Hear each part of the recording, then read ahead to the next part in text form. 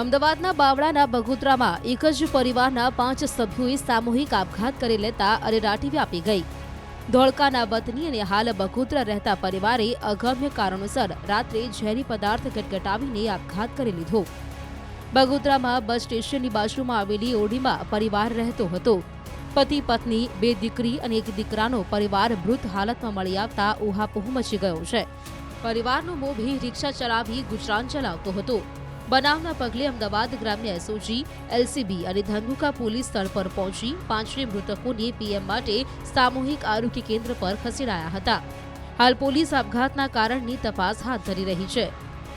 અમદાવાદ જિલ્લાના બગોદરા ખાતે એક જ પરિવારે આપઘાત કરતા અરાટી ફેલી ગઈ છે। હવે આપઘાતને લઈને તપાસો ચાલી રહી છે, પરંતુ ચોક્કસ એ માની શકાય આખો પરિવાર પતિ પત્ની અને સાથે જ દીકરા સાથે આપઘાત કરીને એક મોટો કહી શકાય કે અરાટી અને સાથે જ એક શોકમય વાતાવરણ બગોદરા વિસ્તારમાં જોવા મળ્યું છે। ગામના સરપંચ પણ જોડાયા છે અને સ્થાનિક પણ જોડાયા છે।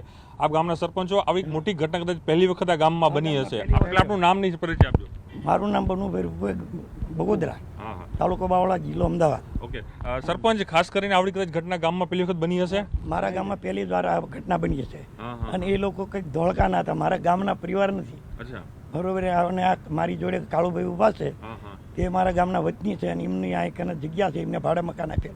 ઓકે, બરોબર। ઓકે, કાળુભાઈ છે ને એમને? કાળુભાઈ, તમારા મકાનમાં એ લોકો રહેતા હતા? હા, મારા મકાનમાં। કેટલા સમયથી એ કાળુભાઈ લોકો? મહિનો જ થયો છે। મહિનો જ થયો છે। અચ્છા, રિક્ષા હકવતો હતા ભાઈ અને ગુજરાન ચલાવતા હતા। અચ્છા, ધોળકાના વતની શિયાળની દીકરી, અચ્છા, એને બાપાને બોલાયા, એની બા આયા, બાપા બધા આવી જાય તાત્કાલિક 1 વાગે બન્યો। અચ્છા, 1 વાગે આખી ઘટના બની એમ? હા। પણ આપને ક્યારે ખબર પડી? આપને પોલીસને જાણ કરી છે? પોલીસ પણ તપાસ કરી રહી છે? ખાસ કરીને રિક્ષાનું કામ કરતા હતા કે બીજું કોઈ કામ કરતા હતા? આખું આ એક જ કામ રિક્ષા ફેરા કરતો હતો એ જ। અમને પછી પાડોશી બધા સુતા હોય ને ભાડું બધા, એમને ફોન કર્યો 1 વાગે હું અહીં આવ્યો, અહીં પછી પોલીસ સ્ટેશનમાં જાણ કરી આવ્યો, જાણ કરીને પછી બાપાને લઈ આવ્યો શિયાળે। ઓકે, અને પછી 108 બોલે, 108 હતા, પતી ગયેલા હતા ભાઈ। એ રિક્ષામાં કોઈ દેવું બેવું થઈ ગયું એવું કઈ વાત છે? કઈ માહિતી મળી હતી? કોઈ કઈ પૂછતા નતા, કોઈ કઈ પૂછતા આપણે ભાડા મતલબ હોય મહિના ભાડું મને આપ્યું જ નથી। 1 મહિનો થયા તો આખો પરિવાર આવ્યો હતો? સરપંચ, આ ગામની પહેલી ઘટના છે કે એક સાથે આવા 5 લોકો એક પરિવાર સાથે જતા હોય? મારા ગામમાં પહેલી જ ઘટના છે।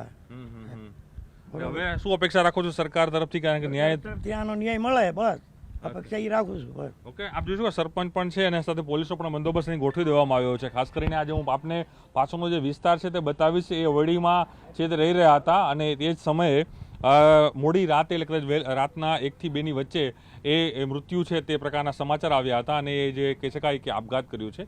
પોલીસ તપાસ આગળ કરી રહી છે, જે કહી શકાય કે શું કારણો આવી રહ્યા છે। ઘણા જે કહી શકાય કે તપાસમાં આવી રહ્યું છે, કદાચ પારિવારિક સંબંધ કોઈ પ્રોબ્લેમ હોઈ શકે છે, કોઈ લોનની વાત છે તેનો પણ પ્રશ્ન સામે આવી રહ્યો છે, પરંતુ હાલ પોલીસ તપાસ કરી રહી છે। તમામના જે મૃતદેહ છે તે પીએમ ખાતે મોકલી દેવામાં આવ્યા છે અને આગળની કાર્યવાહી છે પોલીસ વિભાગ છે તે અહીં કરી રહ્યું છે। લોનના પ્રેશરના કારણે આપઘાત કર્યો હોવાનો મૃતકના પરિજનોએ આક્ષેપ કર્યો છે। लोनवाला सेटलमेंट કર્યા બાદ પણ ધમકી આપતા હોવાનો દાવો કર્યો। हम रात को 1-1:30 बजे गए हैं तो पता चला वो गंभीर हालत में 5 लोग पड़े हुए थे। मेरे जीजाजी, वो मेरे जीजाजी है, मेरे बहन है। जीजाजी बाहर पड़े हुए थे और मेरे भांजे, वो मेरे बहन, चारों लोग वो रूम में, भाड़े के रूम है उसमें पड़े थे। वो दवा किसी ने मिला दी हो तो ठीक है या फिर खुद पी ली हो तो ठीक है, वो तो मुझे नहीं मालूम। मगर थोड़ा सा लोन वाले का प्रेशर था। जो रिक्शा ली थी सीएनजी, वो लोन पर ली हुई थी। उसमें कॉल आया था तो कि मेरा पैसा दो, लोन चुकती करो, वरना मैं रिक्शा भी ले जाऊंगा और पुलिस बुलाकर जेल में डलवाऊंगा। उसके बाद 5,000 का सेटलमेंट कर दिया। थोड़ा सा मामला 5-6 दिन ठंडा पड़ा। उसके बाद पता नहीं, फिर से कॉल आने लगा या फिर नहीं आया, वो तो पता नहीं है। मगर वो इस तरह की हरकत क्यों की, कैसे की, वो तो मैं पता नहीं है।